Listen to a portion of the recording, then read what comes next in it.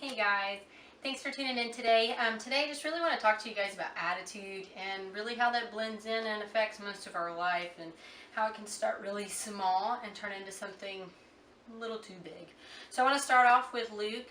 It's chapter 6, verse 45. It says, "A good man brings good things out of the good stored up in his heart, and an evil man brings evil things out of the evil stored up in his heart. For the mouth speaks what the heart is full of." I like that verse because we don't really think about oftentimes what we're seeing is getting into our hearts or what we think as planting seeds in our heart. And before you know it, things are coming out of our mouths and we're like, where in the world did that come from? A good example would be if you've ever had that thought that just runs through your head over and over and over again until you're just super angry. And it can be something really small and minuscule. For me, I'll use an example would be like dishes, right? It'd be, okay, so this dirty dish is in the sink and I'm cleaning it and it's like, I've got all these other things to do. Why in the world wouldn't you just do this for yourself? And I could let myself run away with that, and before you know it, I'm really mad. Or something as mundane as folding laundry, right? Why do I have to do all of this? I've got all of these clothes to fold and all these little bitty tiny clothes. It seems like it goes on forever, and you could run all that through your head and keep going and going and going until before you know it, you're just irritated, you're kind of angry. And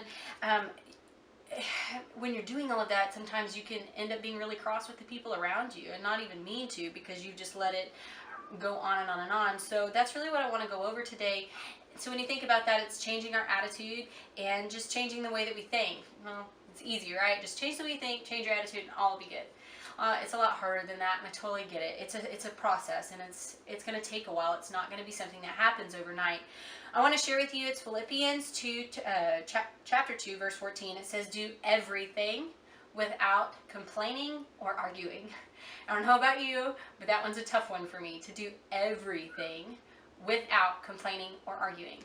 Because it's so much easier to complain about something when I don't like it, and it's so much easier to argue with someone when they don't understand my point of view. It's a lot harder to go against that. That seems to go against every fiber of my being to not fall prey to that. So how do we begin to change this in ourselves? Well, Philippians chapter 2, verses 3 through 5 tells us, "Do nothing out of selfish ambition and vain conceit, but in humility consider others better than yourselves. Each of you should look not only to your own interests, but also to the interests of others."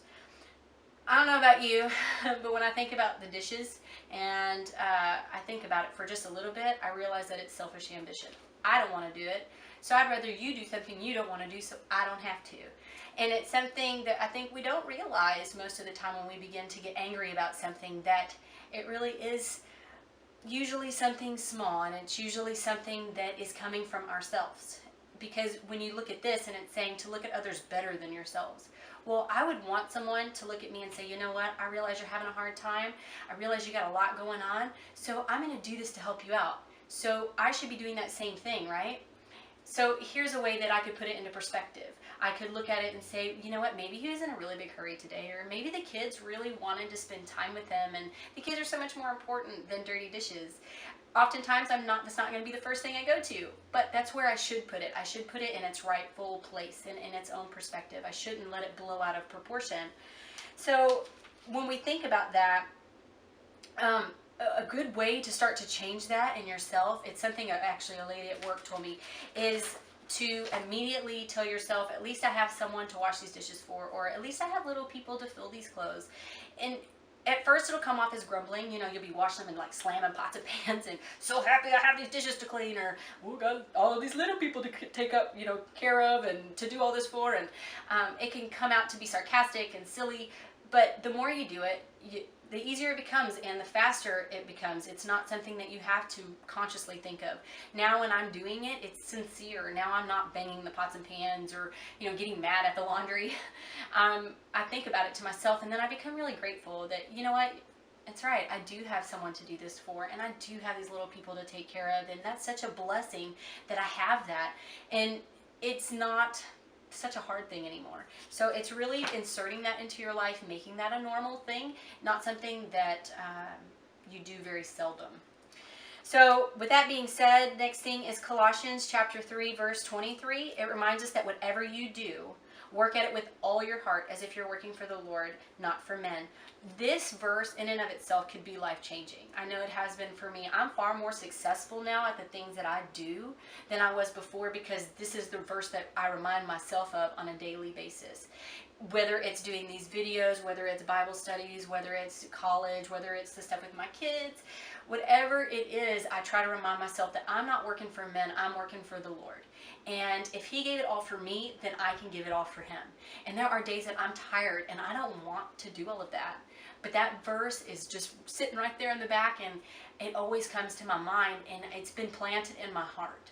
So I bring it up often, I recall it often, and I encourage you to do the same thing, that when you're tired and you're just out of it and you don't have any more left to give, remind yourself that you're not working for men, you're working for the Lord. And when you are tired of hearing mommy and mommy, mommy over and over again, or you're just tired of all the places you've got to go and routines that you have to do and all of this, remind yourself that it's okay to get worn down, but you're working for the Lord, not men, and put it in its rightful perspective. Don't blow it out of proportion. If it seems overwhelming, then give it away to God and figure out what you can start to let go of. So that way you aren't having this negative attitude. You don't want to have that kind of attitude with your kids and with your friends, with your family, and it starts with your heart. It starts with changing your heart and your mindset and the way that you look at things. And again, it's not easy. It's going to take a while. It's going to be a process, but it starts with something small, and that's just changing your perspective. When you're mad about something, think of something good. Think of, why is this a good thing? Why could this be a good thing? How can I make this into a good thing?